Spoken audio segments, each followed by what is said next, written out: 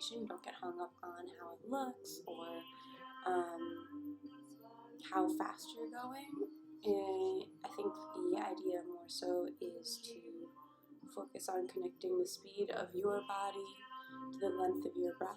And kind of the name of the game here is to slow the body down. So if we're slowing the body down, that means we're lengthening the breath out. So long breaths, controlled movements. But mostly we're practicing observation without judgment. So we're mostly checking in to see where we're at, especially during the meditations and centerings. That is just checking in and observation, more so than changing anything. Yeah. Alright, so let's roll out a mat, towel or blanket, just some place that you can practice that's going to be a little more cushiony for your joints.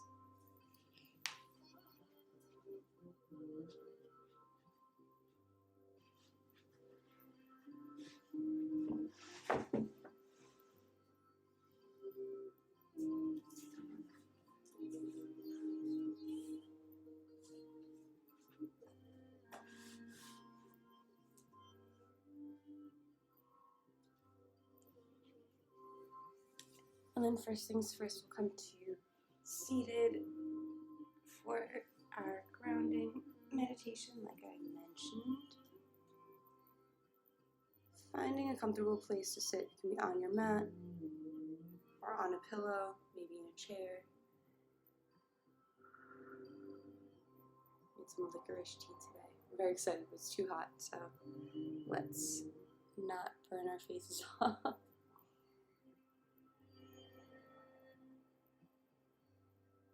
Alright. So coming to find a comfortable seat.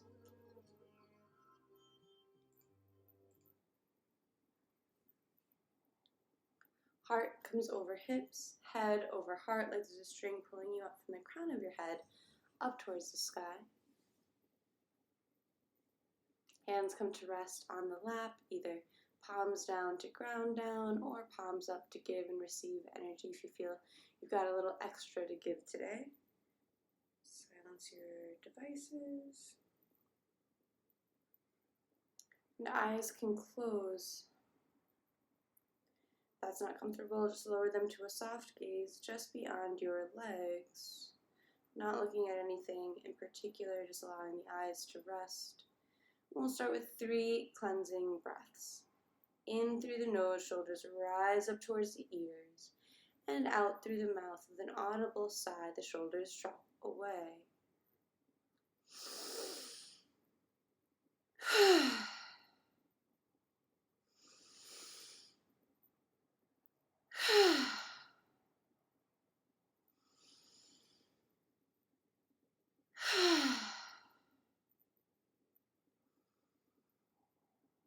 Allow the breath to continue in and out through the nose. If that's available, returning to a natural breath's pace. We'll take a moment here just to arrive. Let go of everything that came before and everything that's to come up after. Become present to yourself here in this moment. Here in this space.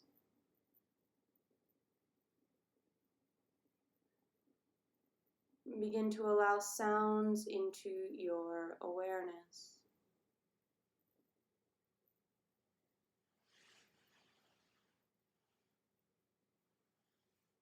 There might be sounds from beyond your windows.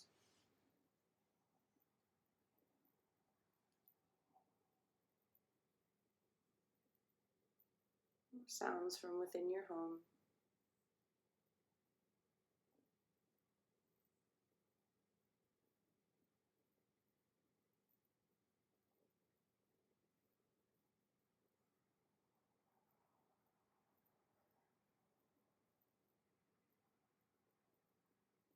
And allowing it all in, all part of this moment, this experience.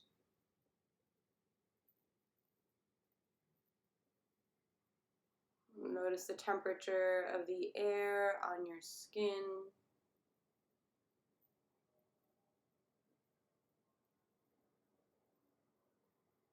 And feel the weight where your body makes contact with the ground below you.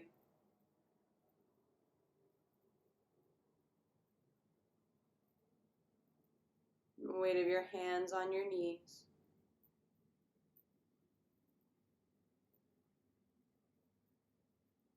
And begin to scan your body from head down towards toes.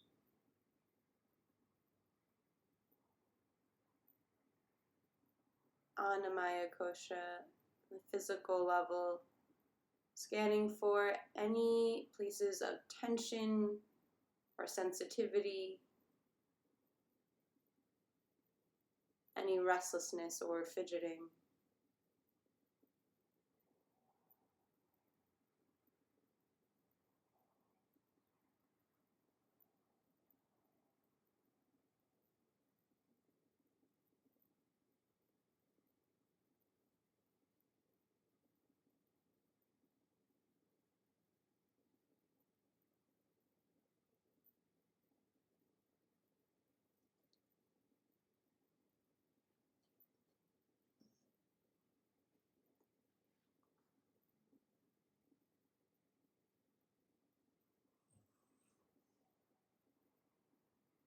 And as places call out for your attention, just taking note to work into those spaces throughout your movement practice here today. No need to add a story, just observe and acknowledge.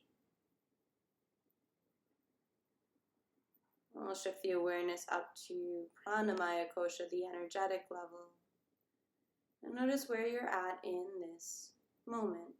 On a scale of 1 to 10, 1 being exhausted, fatigued, ready to crawl into bed, 10 being so full of energy it's hard to sit still.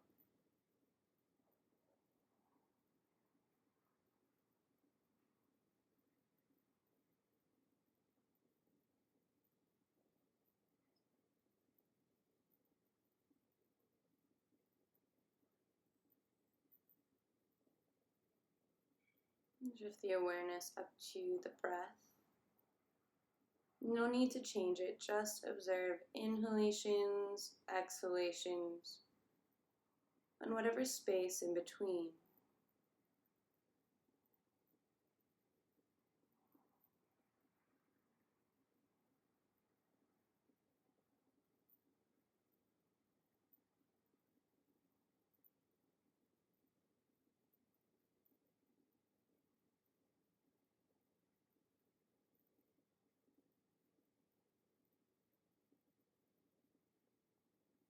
So we're just checking in for the quality here. How shallow or deep, even or sporadic.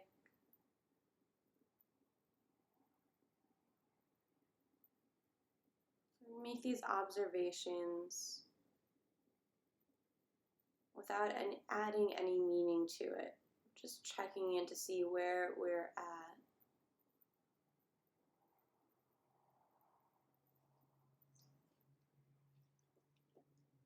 And shifting the attention up to manamaya kosha, the mind. We'll allow thoughts and feelings to freely arise here.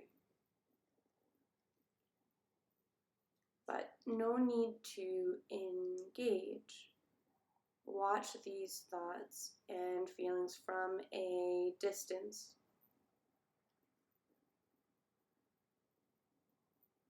Like a film being projected onto a screen.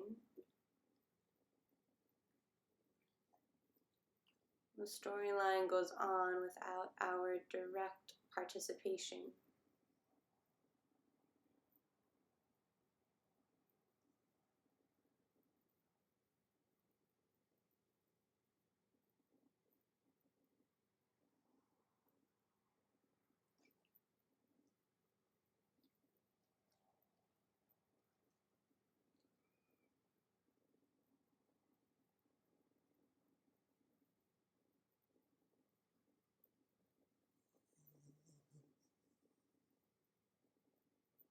Notice what are the quality of the thoughts today. Do they have a positive or a negative tilt to them? Are they harping on one drawn out drama, or are they flashes of thoughts, barely forming a complete idea before hopping to the next?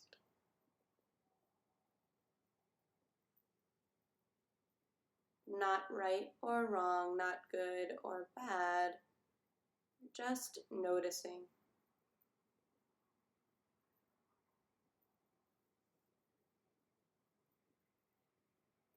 We'll bring that attention back down to the breath.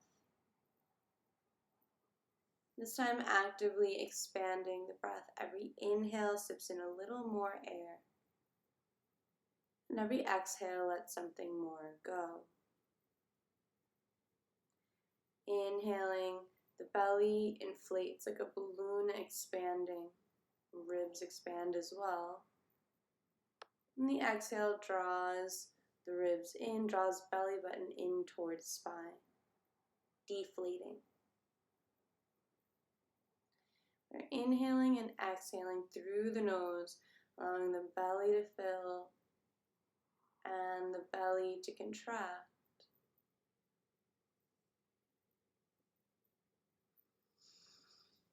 We'll layer on our Ujjayi pranayama, our breathing exercise, our breathing practice that we've been working with all month. Victorious breath or ocean sounding breath. By bringing a slight constriction to the throat, so much so that you can hear your breath on the inhale and especially on the exhale. It's almost like you're trying to fog up a piece of glass just beyond your face, just through your nose.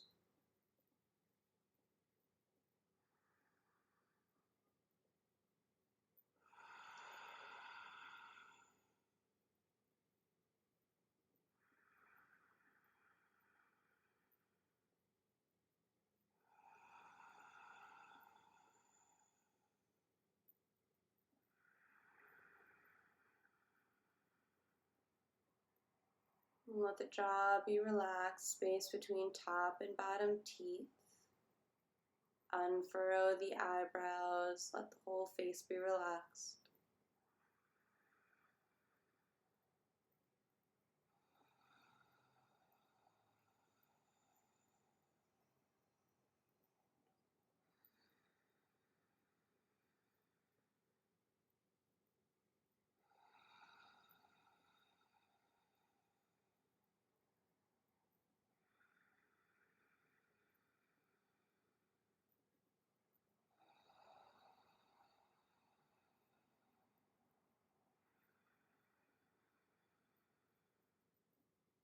When the mind wanders, bring it back to the breath.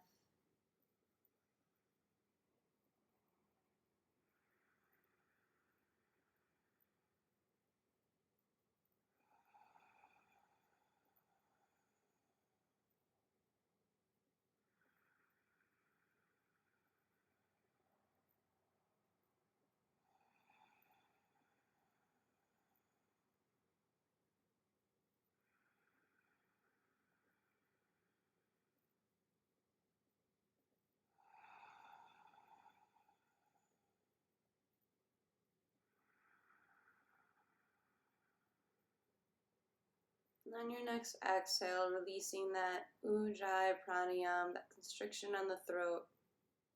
Any effort from the breath, just returning to a natural breath's pace, perhaps somewhat affected by that pranayama, by that breathing technique.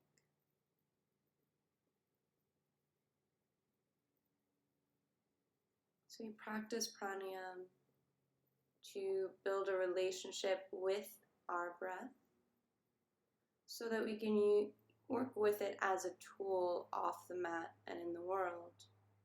It helps build our concentration and focus on reality and helps oxygenate the blood. And bring the hands to meet at heart center, palms pressed together in Anjali Mudra. No space between the fingers and the thumbs press into the sternum. Consider here setting an intention or a dedication for your practice, your reason for showing up to the mat.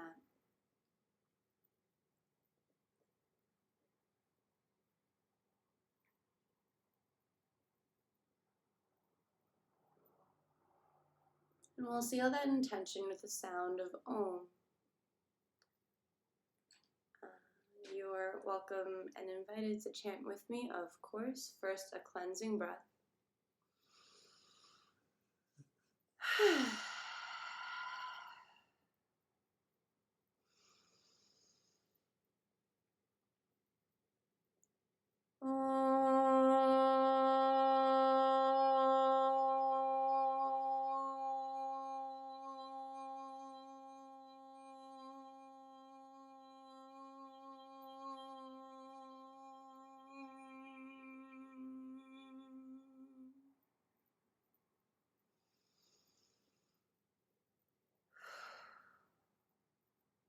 Allow the hands to release to the lap. Chin drops towards chest. And on an inhale, right ear rolls over towards right shoulder. Exhaling, chin to chest. And left ear towards left shoulder. Just allow the head to gently roll side to side here. Bringing some movement back into the body. Your eyes can stay closed for this next part as you just tune in or stay tuned in to yourself. Next time your head rolls through center, bring it up to neutral and begin to roll the shoulders forward. So we need to open up the space in the upper back, space between the shoulder blades.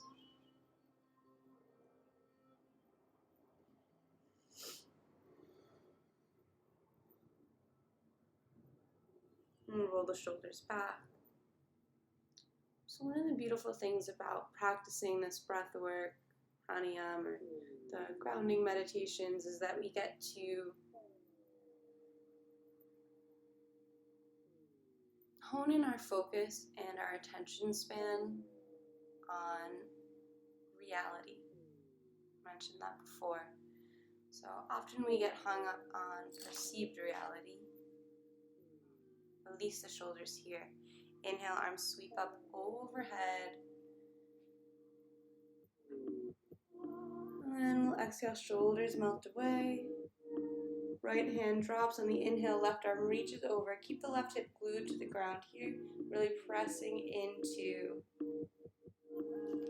the opening up these side ribs, intercostal muscles. And exhale back up through center. Societal concepts are really distracting. Yes, exactly. Morning Bodhi, welcome in. Left hand releases down, right arm reaches over for the inhale. And exhale back up through center. So you're just following your breath here. Inhaling to bend and really open up the ribs. Exhaling to just recenter. Exactly. So often our perceived reality is our thoughts, the circumstances we find ourselves in mentally and emotionally. So yogic philosophy would also say that our bodies are perceived reality, or even like our lives. But to not even get that deep down that rabbit hole, just do one more to each side. We can, if we use the theory that what's physically here is reality and all else is perceived, then we'll exhale to twist to the right. Inhale back up through center. And exhale left. Just continuing that pattern. And these grounding meditations and practices are a great way to just reconnect with what's actually happening. So what's actually happening right now? Sitting down on the ground or whatever surface you may be on. You're twisting your spine. You're breathing to connect with the movement. Everything else that slips into your mind is just projection or like premonition. So often we get hung up and put more energy into what we think might happen, what we think should have happened, what we could have, should have, would have done, what they could have, should have, would have done, you know, whoever they is in your life. And that's the thing that we get to kind of let go of here and be as interested or more interested in this exact moment above all else. With the elbows bend, hands come to ear height, and we'll wave the hands out. And a lot of the feedback that I've gotten, or even like not even just feedback from students, but even from myself, is that in the beginning it can almost seem like boring. Like it's just, we're so used to being overstimulated by media. Come to stillness there. Hands come down, fingers are wiggling side to side, just to let you know what we're doing here. We're warming up the hands, the muscles, the tendons, the ligaments in the hands. That's why we're doing this. And what I mean by boring is that it's hard to pay attention to your body and your breath without mind coming in and being like, oh, but remember that video? Or should we just start scrolling now? All of that really can get in the way of reality. Palms flip to the sky. You're really reaching your hands back here, like you're trying to get your fingernails to your forearm. Yeah. Fingers spread wide, really pressing back. So it's not to say that all of that's bad, right? So we're just making observations without judgment. So, you know, any and all of that is just what it is. But we can cultivate an interest in reality that maybe is equal or higher than our interest in story and drama and entertainment. So that's just the invitation here to practice that. So shake off water. 3, 2, 1. All right. So let's extend. Do some next stuff. We'll do. Okay. Let's bring the legs out in front. Spread and scrunch the toes. Roll out the ankles. Just waking up the legs here. Well, good morning, Lucy. Hello. Change directions.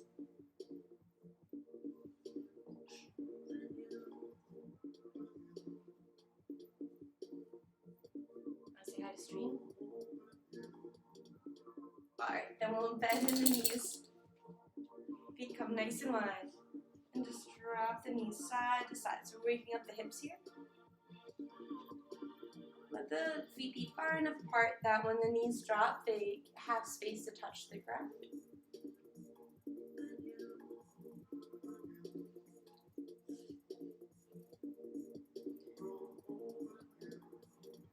And the next time they fall over to the right, bring your hands to frame the right knee. Inhale, pull the shoulders back, chest pops forward like proud pigeon pose, almost back bend.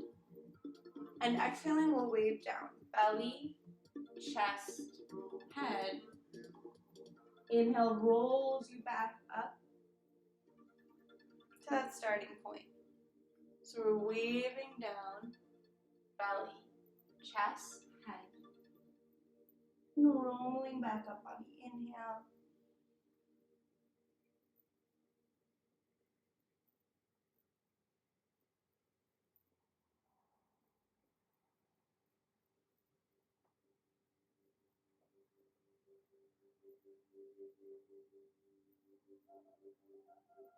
All right, next time you come up, let's bring the hands behind, bring the legs over to the left.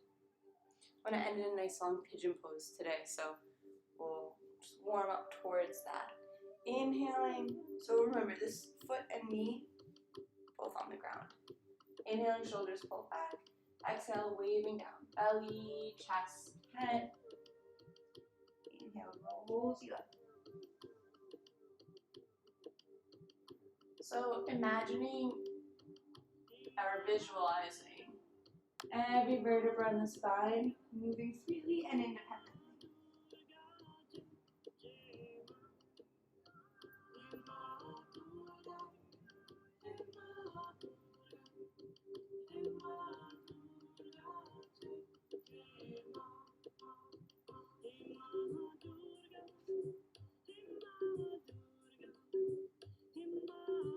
So bring it back to center. Bring the knees over to the right. Hands come to frame the knee and we'll come to tabletop pose. Tea's finally the right temperature.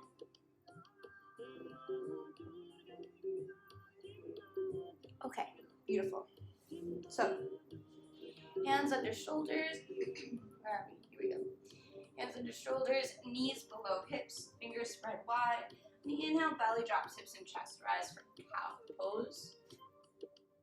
And exhaling through cat, chin tucks in towards chest, rounding the spine.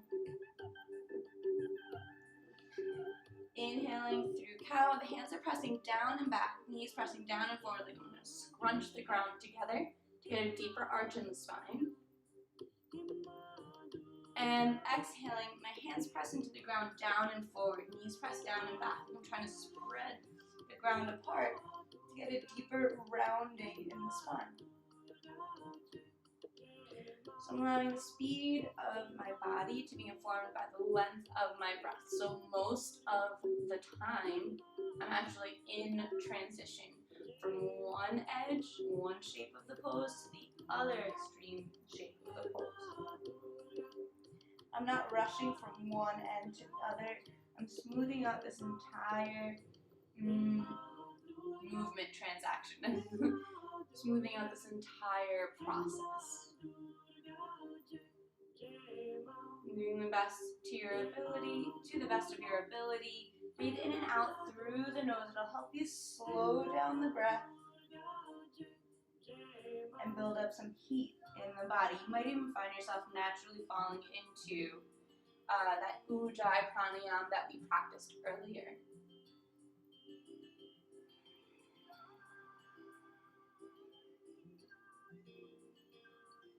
And the next time you exhale through cat pose, just releasing back to neutral, releasing this cat and cow stretch. And then we'll turn the hands. Let's do a bit of wrist resiliency here today. So I'm just going to turn to face you so you can see what I'm doing. Shoulders are still up over the wrist, but I'm going to turn the hands out to 3 and 9 o'clock, right? Like on an analog clock. So the hands can start off underneath the shoulders as you start to gain a little strength and a little flexibility in the wrists. You might bring them closer to one another. It's a little bit more difficult. And then here we're going to gently move side to side. I don't even want to say rock because I don't want to imply that there's any momentum here. Completely controlled. I'm not swinging. And my palms never leave the ground. So all of my fingers and the base of my palms are on the ground. I'm just going to the very edge of my flexibility and not past it. So sometimes our bodies can get into a shape,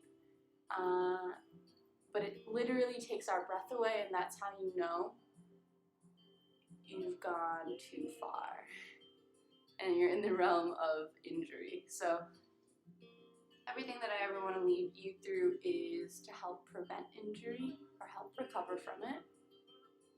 So let's not push that far and just find that edge. So next time you're over the right hand, just stay there and breathing fully.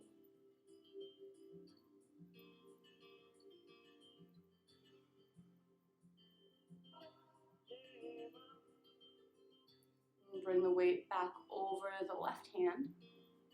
holding it here, and the breathing continues. So this helps undo a lot of hand tension, and it's like anti-carpal tunnel practice.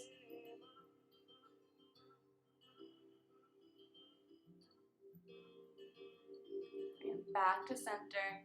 Unrotate the hands so they're just back to normal tabletop. Tuck the toes under. Here we go. Tuck the toes under and sit back on the heels. So now we're giving the feet a stretch, toes a stretch, and then we can give the wrists a bit of a break from that. You might interlace your fingers and just wrist floss, like making a figure 8. Other direction. Putting some blood back into that space.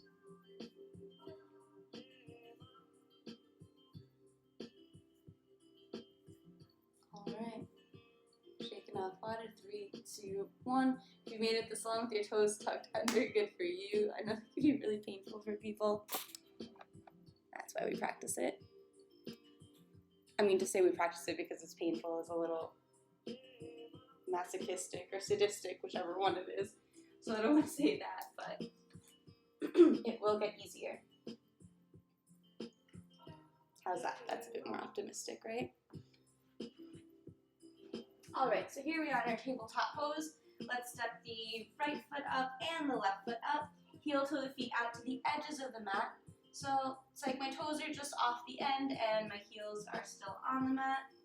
And then we'll bend the knees, coming into a deep squat. So heavy hips, light head. Extend the legs, heavy head, light hips. So I'm going between deep squat and forward fold.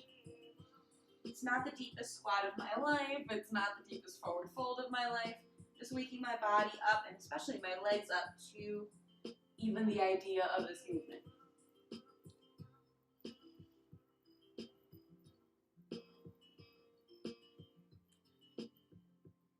Alright, and the next time we come into this forward fold, your knees can be a little or a lot bent here. Bring the toes to face forward if they were angled out. Now they're parallel to one another.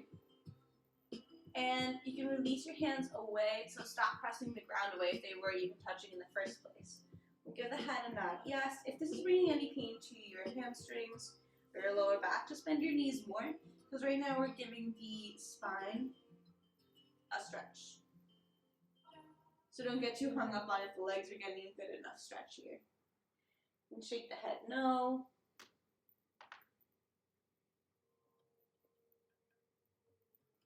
You can grab opposite elbows to create a frame for the head. Give yourself a rock side to side, forward and back, figure 8s. However feels good for you. This is called ragdoll. So just a little free movement.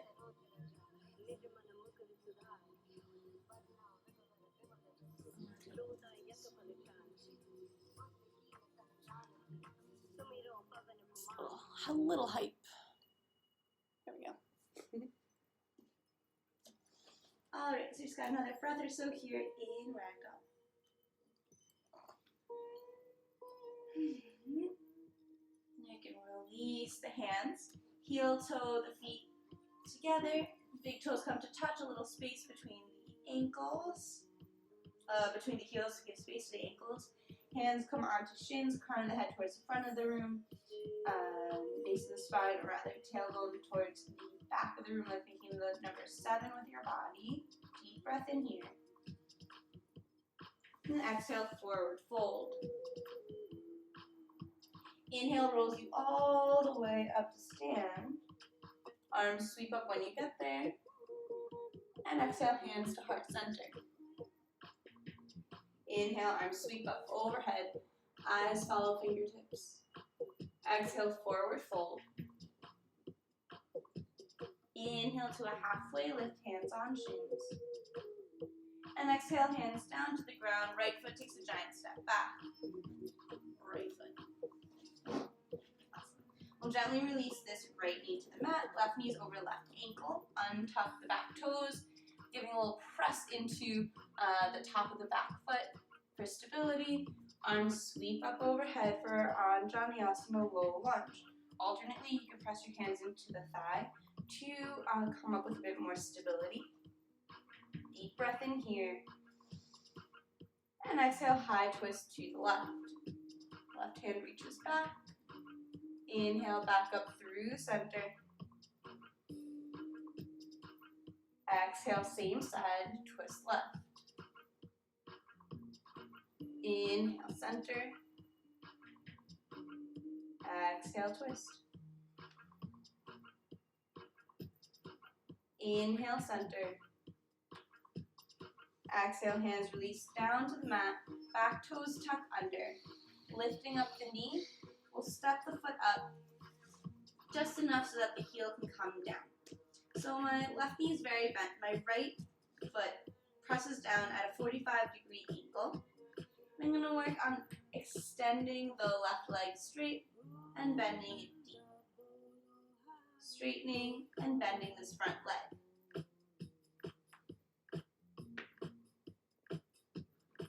So just like my hips kind of move around, finding a little space in that leg.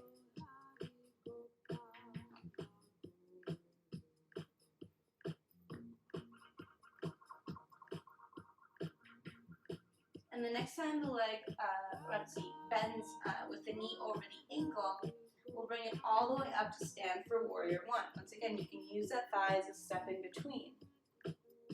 So my hips are square. The left hip's drawing back, right hip's pressing forward. Square to the short end of the mat. Arms are up overhead, biceps by the ears, shoulders melt away. Deep breath here. And out. Fingers interlace. They come behind the head. Thumbs release down the sides of the neck. And we'll press the head into the hands. The hands press back into the head. So I'm pressing in two directions and using that pressure to open my elbows out to the side. Chest can tilt up, gaze can lift. But legs are still strong. Still pressing the right leg forward and the left leg back to keep stability in the lower half of the body.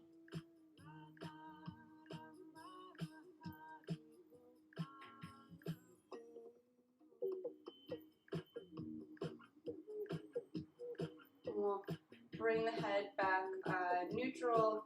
Hands come up overhead, a deep breath in. And exhale, the hands release down to frame the front foot. Right leg floats up towards the sky for our standing split.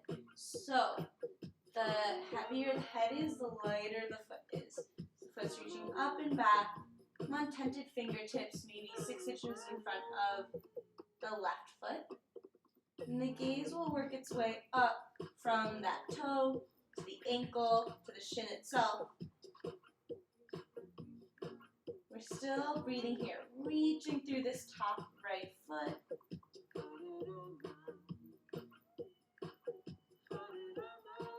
One more deep breath here.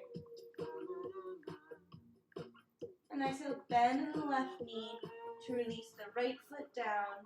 Big toes come to touch, a little space between the heels. Inhale, halfway lift.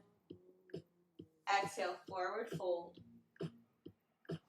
Inhale rolls you all the way up to stand. Arms sweep up when you get there. And exhale, hands to heart center into Tadasana, mountain pose. Inhale, arms sweep up overhead. Chest can give a little tilt back, little baby back bend, full body stretch. Exhale, forward fold. Inhale, half lift. Exhale, hands release down to the mat and left foot takes a giant step back. Right knee over right ankle. We'll release the left knee down to the mat. Untuck the toes. Shoe is part of the foot, presses into the ground nice and strong to bring that stability to the base. And inhaling, arms sweep up overhead for Anjaneyasana, or low lunge. Deep breath in here. And exhale, high twist to the right. Right arm reaches back behind you, left arm reaches forward, chest opening to the long end of the mat. Inhale, back up through center. And same side, twist right on the exhale. Inhale, center. Exhale, twist.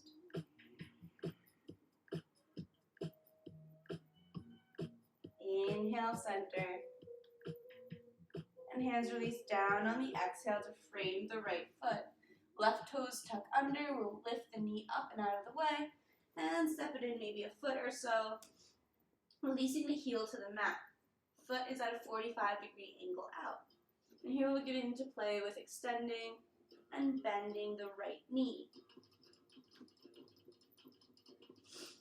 Oh, I saved the song for shaking. We'll come back to you. Okay. So we're bending and extending the knee, the leg.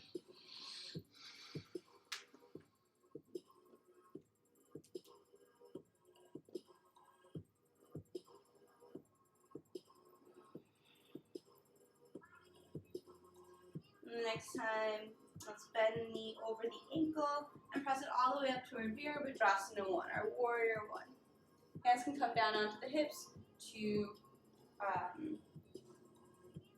stabilize. This time the left hip's pressing forward, right hip's pressing back. Like our feet are going to try to squish the mat together. That's where the stability comes from in this posture, the lower body. The lower belly is also pulling in a bit. So it's a little bit of a tuck under so we keep our hips nice and level. So I've spoken about this before, about the hip tilt. Your hips, so imagine they're like a teacup. An anterior tilt would spill the tea out the front. A posterior tilt would spill the tea out the back. So we just want them nice and level. Arms come up overhead with a deep breath in. On the exhale, just let the shoulders melt away. You can find your drishti, your focal point, somewhere for your eyes to rest. Imagine it might be like where the horizon, the sky meets the horizon. You might even bring to mind your internal drishti, your focal point, your intention that you set for class today, your why did you show up, why are you here right now. Fingers can interlace. And then change the interlace, so whichever index finger is on top, non-dominant index finger goes on top. And comes behind the head, and thumbs release down the side of the neck. So you press the head into the hands and the hands into the head. We use that pressure to open up the shoulders by opening the elbows out to the sides. You might tilt the chest up, look up over you, but just keep the hips neutral. So avoid the temptation to sway the lower back out.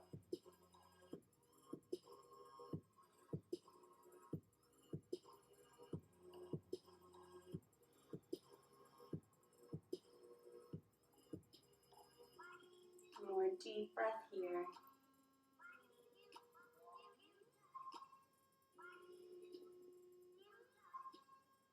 And release it back through neutral.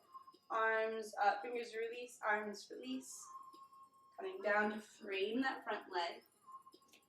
We'll bring the weight into the right leg, left leg reaches up towards the sky for our standing split. So eyes are down at the floor, they move to the toes, they move to the ankle, maybe they move up to the shin or even the knee. As the head becomes heavier, use that counterweight to really, really lift that left leg.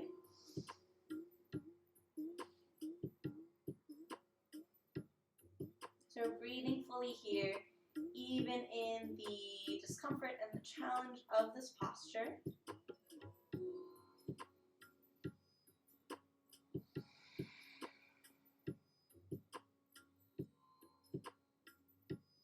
We'll bend in the right knee.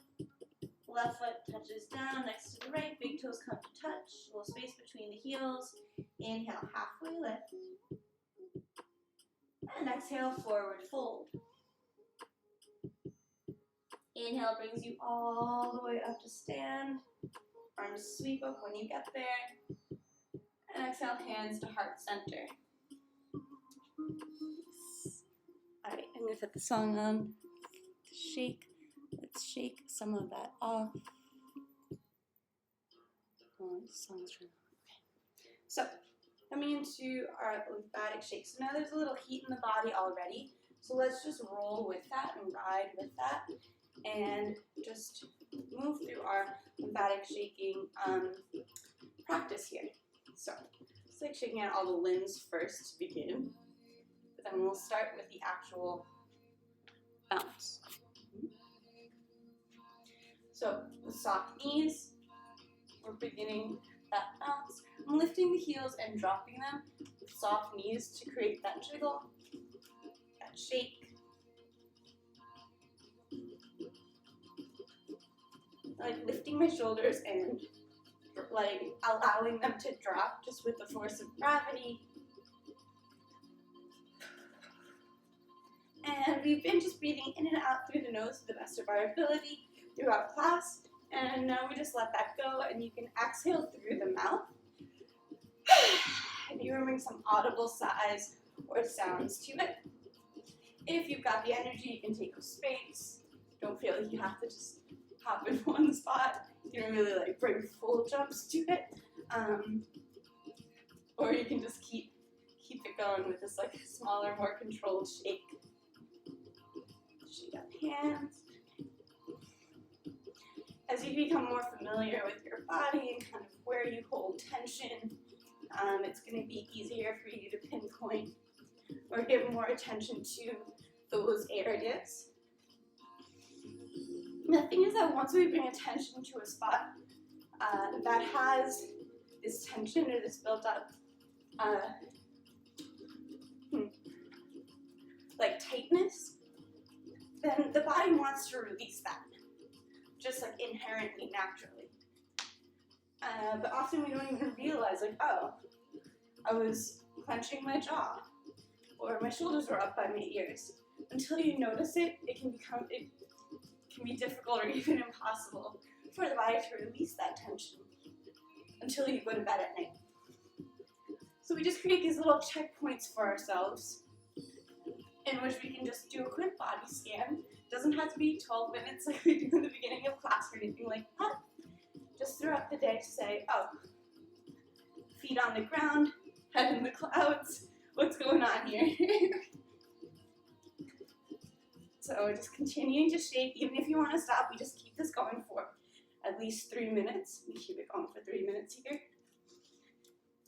Lymphatic shaking helps drain the lymphatic system.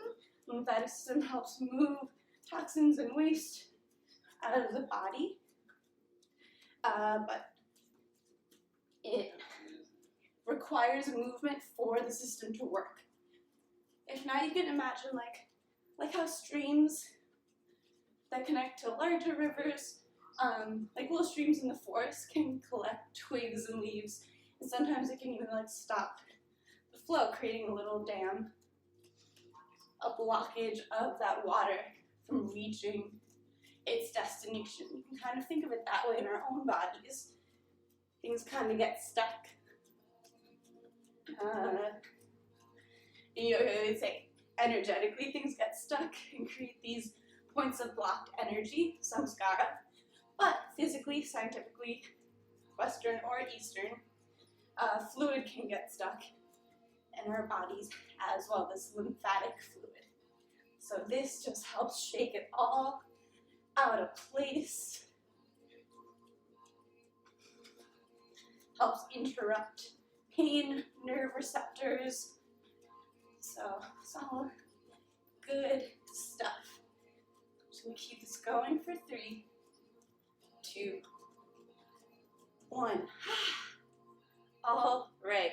So we've got another part to this. It's called the breath of joy. So the breathing technique, it's 4 parts to the breath. 3 inhalations. So it's 3 sips of air in through the nose and a big ha through the mouth.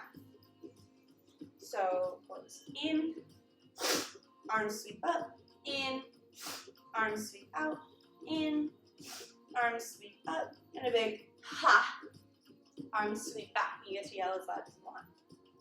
So make sure there's space between you and the wall and any furniture, and we've got about 10 of these. So in, ha, in, ha, in,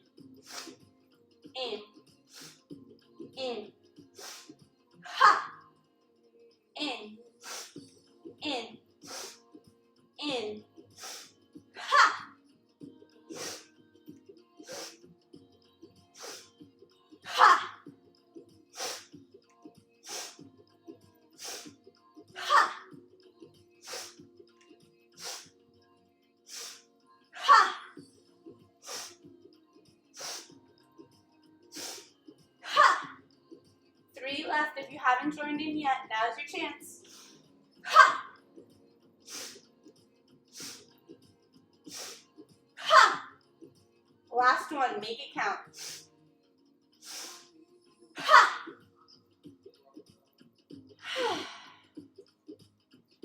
All right. Feet come nice and wide, hand comes to the belly, hand comes to the heart. Eyes can close. Let's just take a moment here to arrive and observe what was created.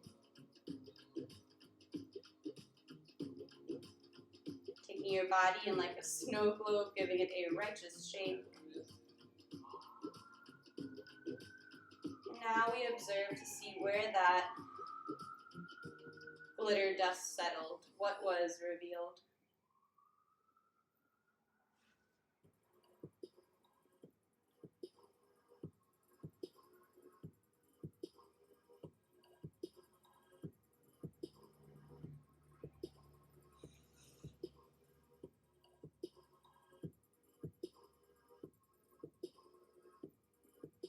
Whatever shows up for you, it's not right or wrong, it's not good or bad, it's just something to notice. We'll gently blink the eyes open. You can take a sip of water, towel off any sweat that might have built up.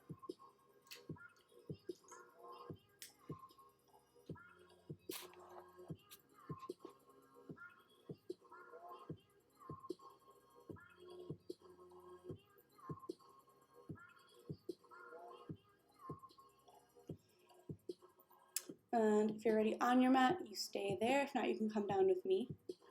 So one of the reasons I make sure to include lymphatic shaking in our practice together, besides the personal reasons of like what I've found in the practice and the benefits I've experienced, it's because like a lot of yoga is static. We're holding poses and we're slowing the body down, slowing the heart down. So I think it's important to have some of that heart accelerating, sweat producing movement and practice in our life. But I don't necessarily think it needs to be with like push-ups and jumping jacks and all of that. Although it totally can be, and that's super valid. But lymphatic shaking just makes more sense to me in my head to bring into a yoga class than what I mentioned earlier, than anything else. Yeah, so I hope that makes sense to you. And even if it doesn't make sense, maybe you're into it anyway. Meet at the back of the mat, big toes come to touch. Inhale, arms sweep up overhead. Exhale, forward fold. Inhale to a halfway lift. And exhale, hands release down, knees bend deep, deep, deep, so deep that we come to seated. Let's bend in the knees, allow the feet to come together for our Baddha Konasana, bound angle pose. Give feet a little bit of a massage here. I always like taking advantage of that.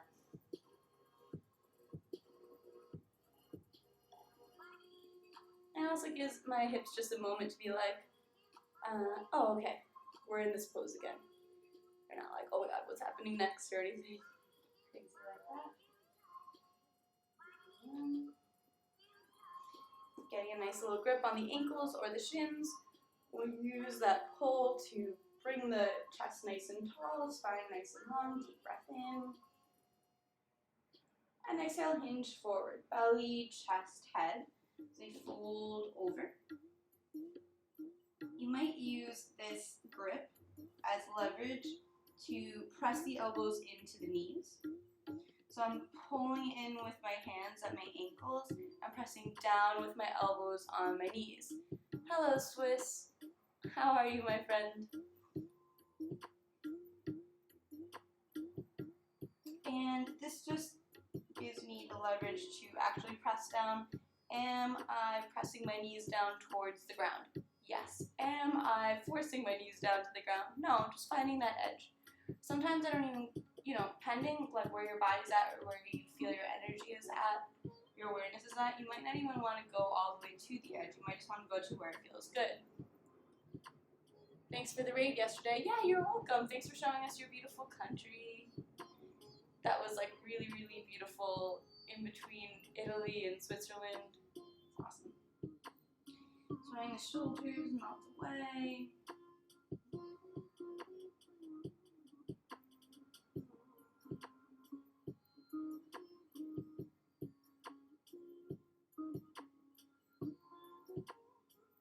Still breathing fully here.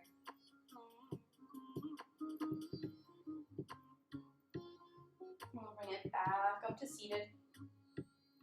Drop the knees over to the right. And we'll turn over to our tabletop pose. Alright. Here, inhale, the right arm sweeps up towards the sky. And exhale, weave it through. We'll land for a thread the needle pose. And we'll usually do this pose in the beginning of class, but there's no rule on that at all. So I just let you experience it here later in the class. Releasing the side of your right shoulder and the side of your right head onto the ground. And press the left hand into the mat, opening the chest towards the side wall. Can't see. Okay, we're good. Cool. And pressing the left shoulder over the right. Keeping the hips up over the knees. And just breathing into this shoulder stretch. Maybe this left hand reaches up overhead.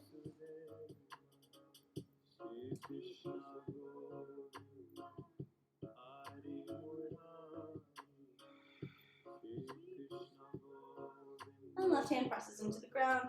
Right arm sweeps up towards the sky. And release that hand down to the mat. Inhale, left arm sweeps up towards the sky. Exhale, weave it through, landing for thread the needle on the other side.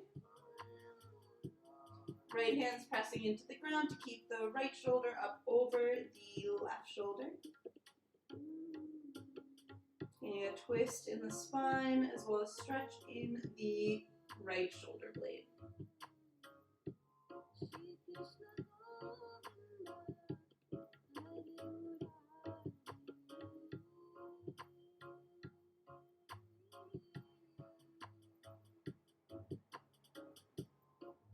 Maybe extending the right arm if you did on the other side.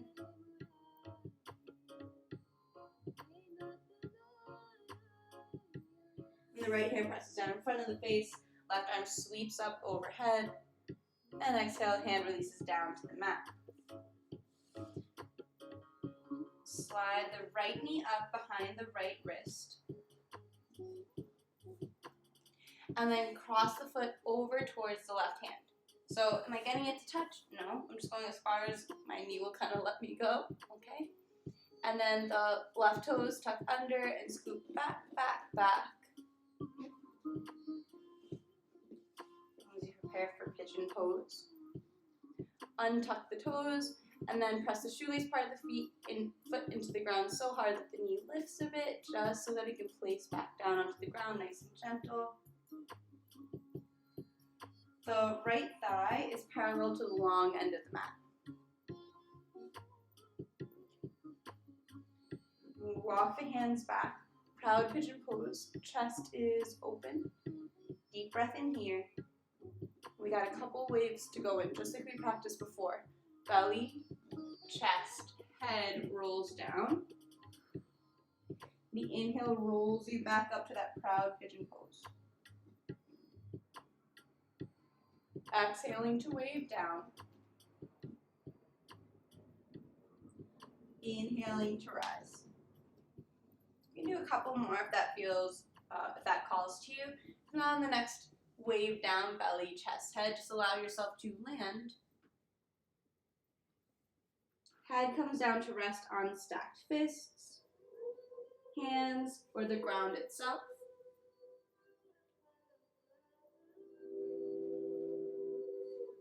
The arms go wherever is going to serve you, wherever is not going to feel like you're in a perpetual push-up. You want your whole upper body to be relaxed, so you can really focus on the stretch in the right hip and glute.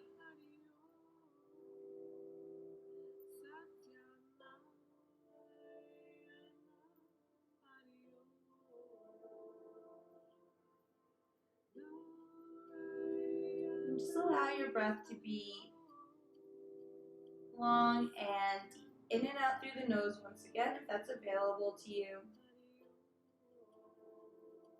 Every exhale is an opportunity to release some tension that does not serve you.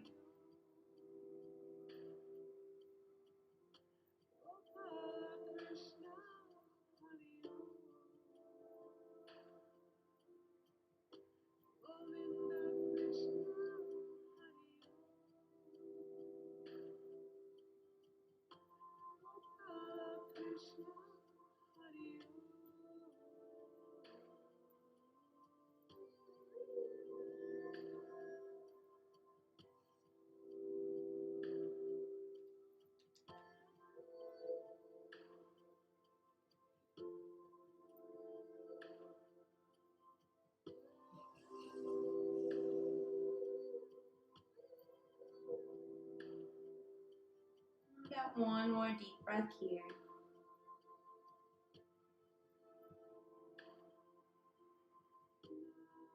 And hands press into the ground, bringing yourself upright. Left toes tuck under, bending that knee. Come back to tabletop pose. Extend that right leg that was just bent under. You might give it a couple hip circles. Kick over your lamp.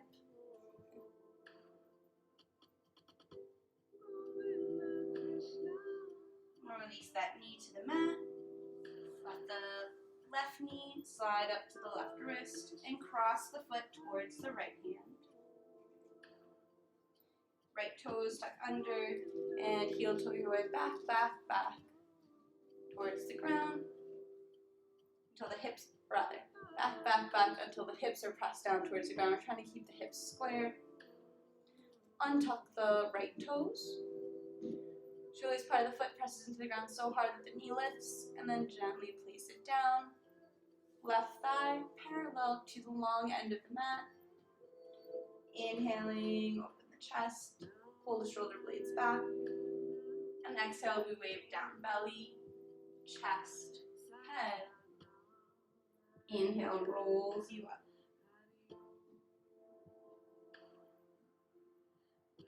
Following the breath out to wave down. And up on the inhale.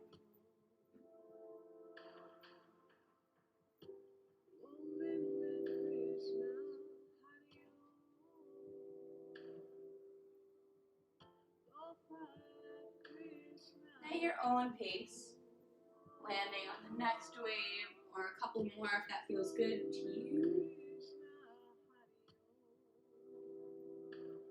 When you do come down to land, just finding a place for the head to rest, for the arms to rest. Bringing all the attention and effort into the left hip, glute, and thigh.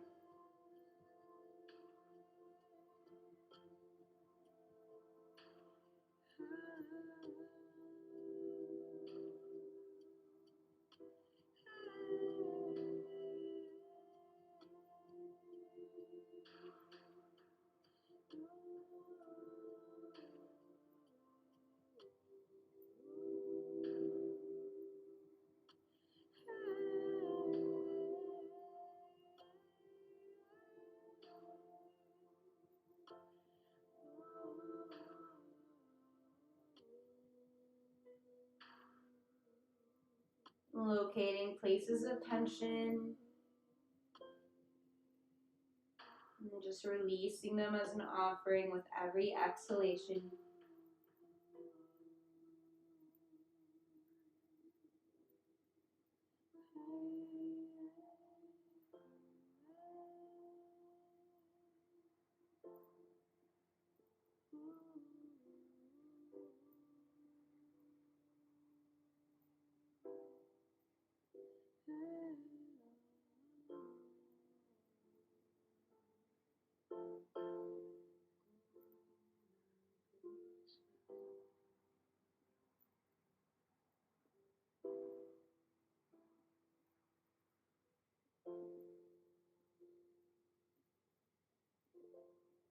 Got one more deep breath here.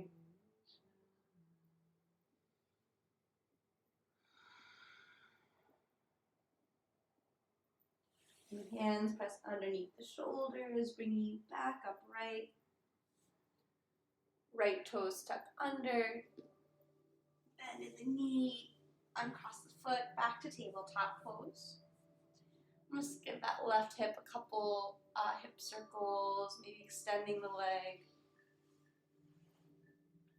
Bring some blood back into it. And then just drop the hips over to the right. We'll come to seated. And roll back nice and gentle. Hug the knees in towards the chest. So you're reclining. Little lower back massage here. And we'll let the knees fall over to the right. Right hand lands on top of left knee, and left arm opens up like the letter T. Pressing this left shoulder down to the ground, even if it means the knees don't touch the ground or one another. Everything in this posture is completely relaxed. The only effort is the left shoulder to the ground. Otherwise, we allow breath and gravity to do the work for us. And just the last little thing, if it feels okay on your neck, is you might turn the head to look over the left extended arm to complete the spinal twist, Supta Matsyendrasana.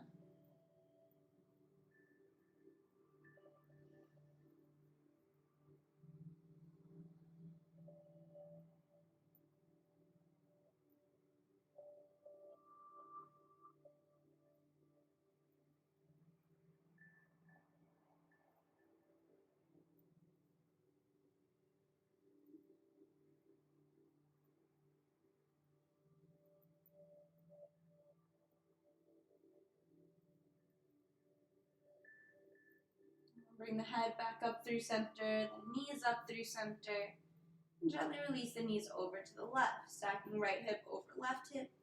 Left hand lands on top of right knee, and the right arm opens up like the letter T.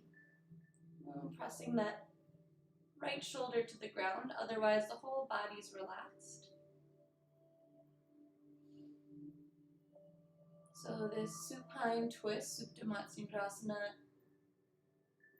can help relieve lower back pain, sciatica.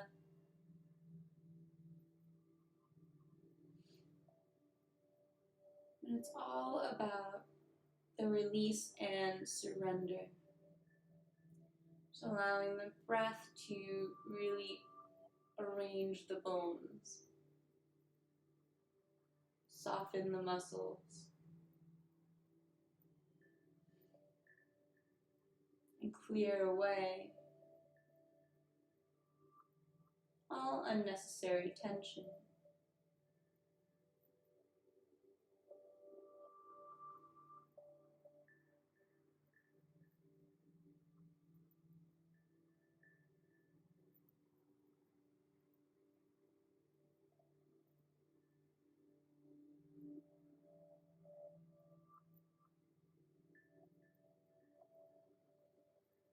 Let the head come up through center, the knees come up through center. Just notice, is there any last movement or wiggle or pose that your body's asking for? Any last stretch or two that's going to round out your practice so that it feels most well-rounded and satisfying, so you can rest in complete stillness in our next exercise together, next practice together. And go ahead and take that movement. So all class we tell our body what to do, and now we just ask back, is there anything else? Often our body won't answer with words, so you just kind of gotta intuitively move through it until you build that language with it.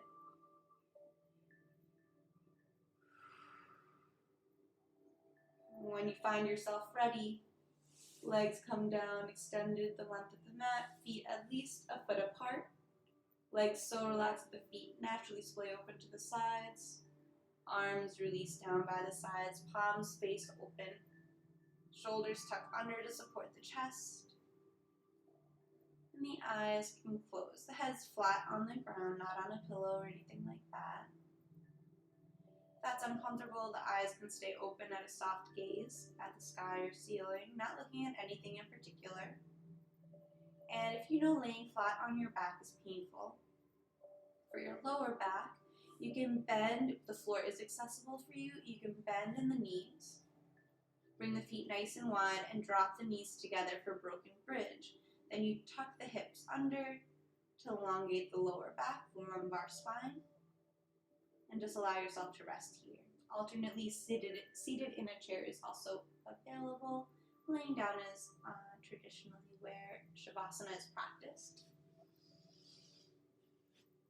I'll sit up so I can play you some singing bowls and lead you through this meditation.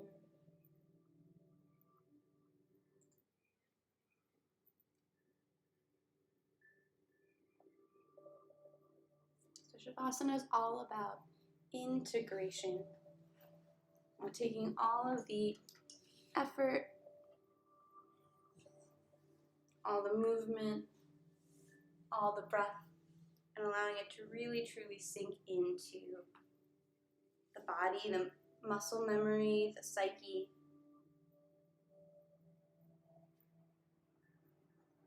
We'll start this practice as we started last. We'll start with 3 cleansing breaths. In through the nose and an audible sigh out through the mouth. No need to lift and drop the shoulders in this one.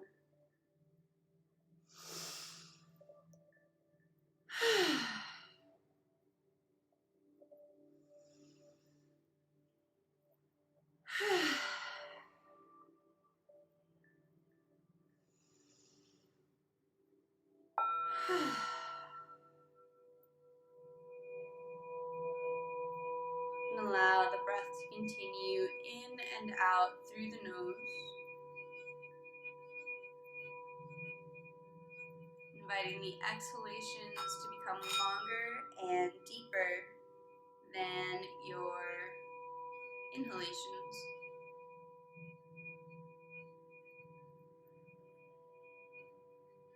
Invite space between top and bottom teeth. The tongue falls away from the roof of the mouth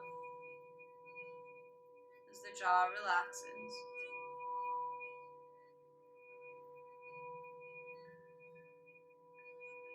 And following the breath in through the nostrils as it hits the back of the throat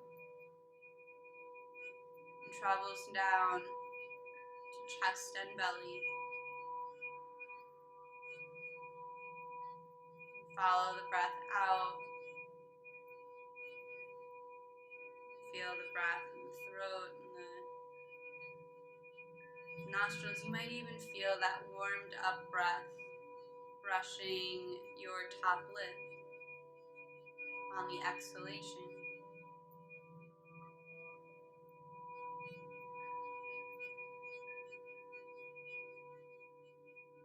And every exhale sinks you deeper and heavier into the ground below you, supported by the ground below you.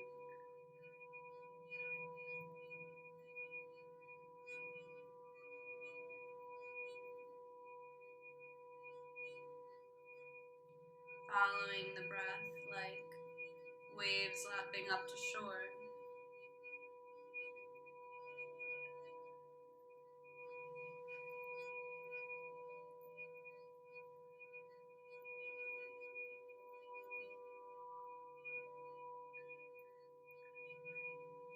So often we believe that the goal or what we're aiming towards is a life or an experience without pressure or stress, a release of tension. And often we are practicing that release of tension in our asana, in our yoga poses.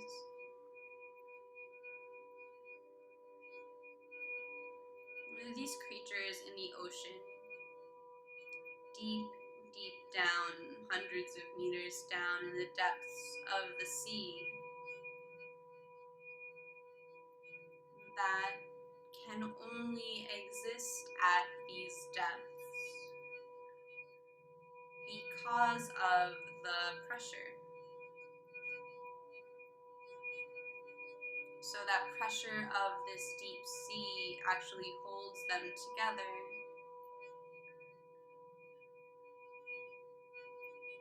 And were they to be removed, as human scientists attempted, they disintegrate on their way up.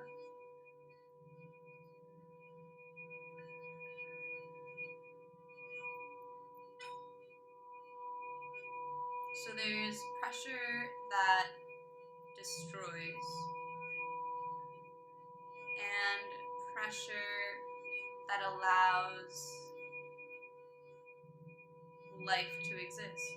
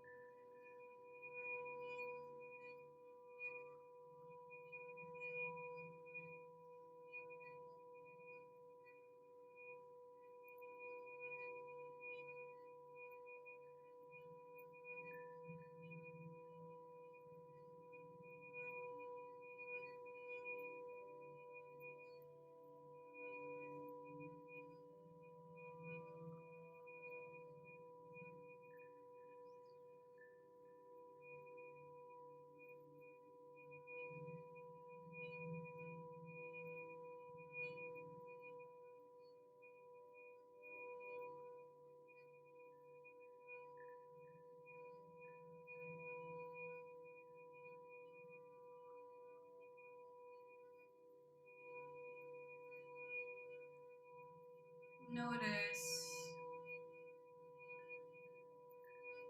if in your mind, if even for just one moment, there was silence in that inner dialogue.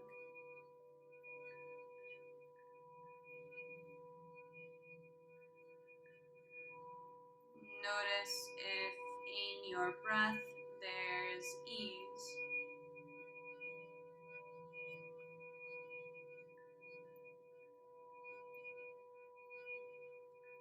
Notice if in your body the places of tension have found space,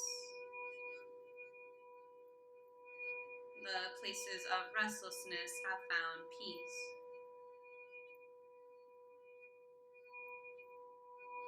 Allow for everything that did and did not happen in class today.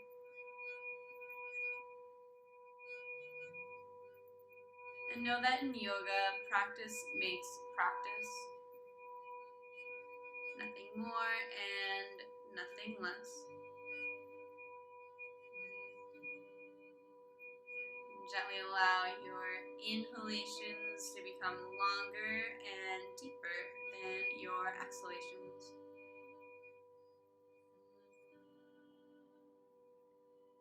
As fingers begin to wiggle and toes begin to curl.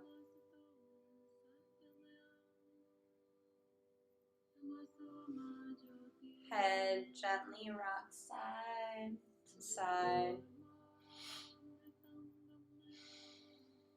Arms reach up overhead for a full body stretch.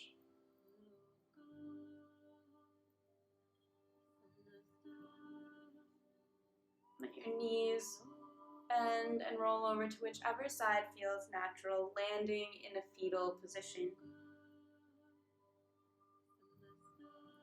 Fully released and fully supported by the ground below. You can even use that bottom arm as a pillow.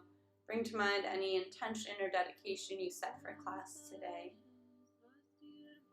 Or take this opportunity to set one now. And if that intention inspires you, take it with you off the mat and into the world. Allow it to affect you and the people around you for the rest of your day. With eyes still closed or gently lowered, press your hands into the ground to come up to a seated position, just like how we started class. Hands come to meet at heart center, palms pressed together in Anjali Mudra. Today we practiced class with some focusing on leg stretches as well as hip opening postures. The first Namaste said silently to yourself, thanking your body for the effort it put into class. And the second Namaste said out loud to the community that held this space. Namaste. Thank you to everyone who joined me today. I hope you found something that serves you. Something that was valuable for your time spent here. Namaste, Bodhi. Happy Monday, everyone. It's a new week. I know Mondays usually get a bad rap, but I can't recommend them enough. I can't recommend the inevitable enough, guys. When we're talking about perceived reality and reality. Thank you, Bodhi, for dropping the tip information in the chat. I do really appreciate and makes a really big difference. Those $5 tips do get you a private link to class with all your favorite parts of class, timestamps, so you can time hop right to your favorite parts, the meditations, the breathing techniques, and of course the movement, the lymphatic shaking. By the way, guys, I always mean to mention this, but I'm jumping up and down at the moment, so when it comes to the lymphatic shaking, that is separate from breath of joy. I just love them together. They make sense together for me in class, in the way I teach. However, they're from different worlds and different practices, and you can do one without the other. Don't feel like if you wanna do your breath of joy, like yell in the middle of your day, you don't need to shake for 3 minutes before. And if you want to shake, you don't need to do breath of joy. I just wanted to make that clear, because I know I always teach them together here, but they actually come from Eastern philosophy, Western medicine, two different things. They work together so well. It's just fun. If you have trouble waking up in the mornings as well, might I recommend unsolicited advice, but lymphatic shaking can be great. So you get out of bed even when you don't want to, and you just have a timer for 3 minutes, or a song that's 3 minutes long, and you just shake. Like, you don't even have to, you can just do this like almost in your sleep, and that's gonna warm up your body and get you ready for your day. It's like a physical, natural cup of coffee or espresso. So I just want to put that out there, so that, you know, if you have the interest, you can find opportunities to bring aspects of this practice into your day, into the rest of your life. I know you guys are all out there waiting on queue at the grocery store in tree pose already. I know. But If you need help to wake up in the mornings, that lymphatic shaking is there for you. When you're about to have a temper tantrum because you can't take quarantine anymore, breath of joy is there for you. Your body scan at the end of the night before bed is there for you. I just want to be here. Offer you as much as you can. Kesha, hey, how are you? Good to see you again. We were just about to raid the Great Kind. How are you, my friend? I'll be back on Wednesday. Oops, there's no space between her name. For another yoga and meditation stream. And tea. I think I took tea off of my title, but we still drinking tea up in here. Licorice tea for the win. Well, I'm late. Yes. So class starts at 8:30, and then how long was class today? I used to say it was an hour long. Like, oh yeah, join me for an hour-long class, but it's really like 90 minutes. I think today was like 85 minutes, so I'm getting a little better about that. I think it depends, because if people come in, then I'll talk in between, and then class gets longer. But I haven't heard any complaints. I've heard a couple comments like, wow, class is really long, and I'm like, yeah, I just want to hang out here with you guys all day. You're okay, you guys. What's up? Do you want to talk about it? Or is it just normal life stuff going on for you?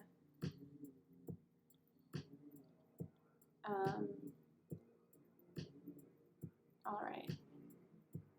I'm going to raid the Great Kind because I really appreciate her and I love the information she usually shares. So I'm going to see you guys on Wednesday. Kashav, I hope you feel better. I mean, if you're okay, then like, you know what? Every day doesn't have to be the best day ever. It's just the day that we're having. Normal college stuff. I'm exhausted. Oh, drink water, my friend. College can be super rough. Yeah. Totally. All right, well, sending you good vibes and hydration and rest. Let's go see what the Great Kind has to say. Honestly, it's probably relevant. She's usually on point with what we're working on here in class, so let's go say hi to her.